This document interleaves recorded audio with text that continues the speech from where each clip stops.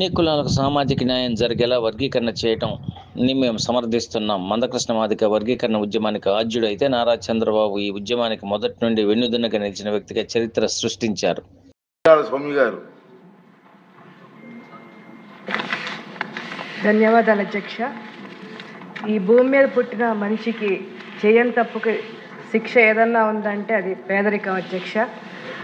అటువంటి పేదరికం తరతరాలుగా వారసత్వ సంపదగా, అదేవిధంగా అసమానత అస్పృశ్యత వారసత్వ సంపదగా వస్తున్న మా దళిత జాతి ఈరోజు ఈ చట్టసభల్లో ప్రవేశించిన, అదేవిధంగా వివిధ రంగాల్లో స్థిరపడిన, దేశ విదేశాల్లో ఉన్నత స్థానంలో ఉన్న దానికి ప్రధాన కారణం రిజర్వేషన్ అనే ప్రక్రియ తెచ్చిన మా దళితుల ఆరాధ్యమైన డాక్టర్ బిఆర్ అంబేద్కర్ గారు అధ్యక్ష.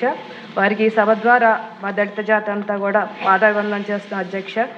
అదేవిధంగా ఈ రిజర్వేషన్ ద్వారా వచ్చే ఫలాలు దళిత జాతిలో అందరూ కూడా సమానంగా అనుభవించాలని, ముఖ్యంగా ఉపకులాలందరూ కూడా సమన్యాయం జరగాలని చెప్పి ఈరోజు మరి కొద్దిసేపట్లో ఈ సభలో మరి కేటగరైజేషన్ బిల్లుకి ఆమోదం తెలుపబోతున్న గౌరవ ముఖ్యమంత్రి చంద్రబాబు నాయుడు గారికి, అదేవిధంగా డిప్యూటీ సీఎం గారికి మనస్ఫూర్తిగా ధన్యవాదాలు తెలియజేసుకుంటున్నాం అధ్యక్ష.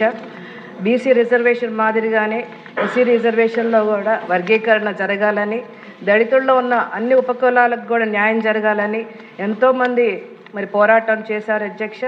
అదేవిధంగా 30 సంవత్సరాలుగా నిరంతరంగా మరి పోరాటం చేస్తున్న మరి పోరాట యోధుడు మందకృష్ణ మాదిగ గారికి కూడా ఈ సభ ద్వారా ధన్యవాదాలు తెలియజేసుకుంటున్నాం అధ్యక్ష.